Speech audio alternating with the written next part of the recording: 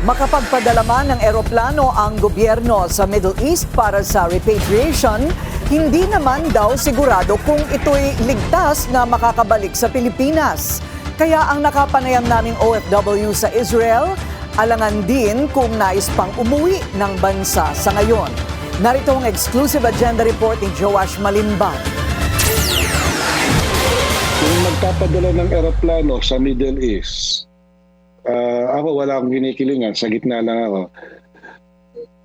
Dumating ang eroplano, isinakay ang mga Pilipino, nagpalipad ang Iran ngayon, magte-take off na yung airplane, or nasa taas na, nagpalipad ng missile ang Iran, hindi natin alam.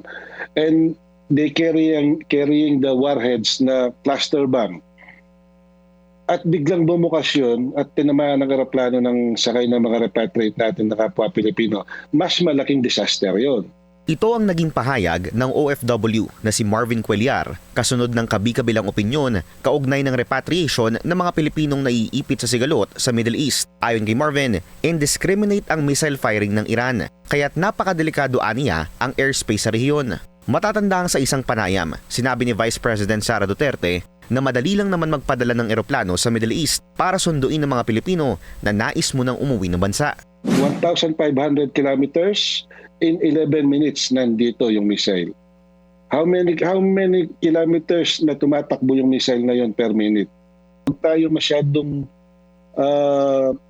aggressive doon sa decision na yon na magpadala ng eroplano.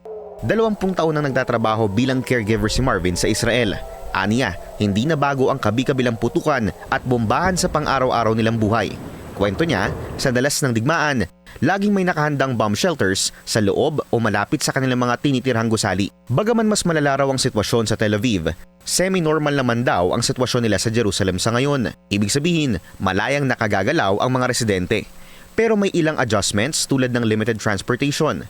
Ani Marvin, nasa maayos na kalagayan ang mga OFW sa Israel sa kasalukuyan at maayos ang komunikasyon ng mga Filipino community sa mga embahada at sa Overseas Workers Welfare Administration o OWA, lalo na sa mga nais magpa-repatriate. Sa isang eksklusibong panayam naman sa Billionaire News Channel, sinabi ni Israel Defense Forces o IDF spokesperson Master Sergeant Kelly Kabani na daan-daang missile na ang natatanggap ng Israel mula sa Iran at mga proxy group nito tulad ng Hezbollah sa Lebanon. Pero aniya, 60% ng missile launches ay neutralized na ng IDF. At the moment, what we have been seeing is that the number of rockets or missiles that they shoot in one time is decreasing, but they do it more frequently. So it could be more barrages, but only of 1 or 2 rockets each time. Sa kabila ng mga panawagan ng de-escalation, naninindigan ng IDF na malaking banta ang Iran, hindi lang sa Israel, kundi pati na rin sa buong mundo. What Israel has been saying for many years, that Iran is a global threat, has now been proven just in this past few weeks. And I think that, taking out the threat is the only way to deal with it. By just ignoring that it exists or allowing Iran to obtain more ballistic missiles or more nuclear weapons will just put the region in further danger in the future.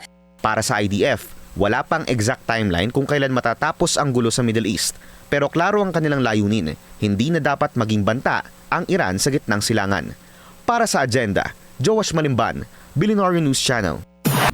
Manatiling nakatutok sa Billionaire News Channel. Sumubaybay sa aming social media accounts at mag-subscribe sa aming YouTube channel para sa mga bago at eksklusibong balita.